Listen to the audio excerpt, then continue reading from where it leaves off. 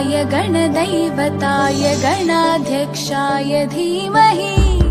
गुणशरीराय गुणमण्डिताय गुणेशानाय धीमहि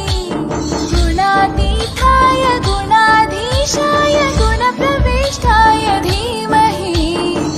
एकदन्ताय वक्रतुण्डाय गौरीतनयाय धीमहि गजेशानाय भालचन्द्राय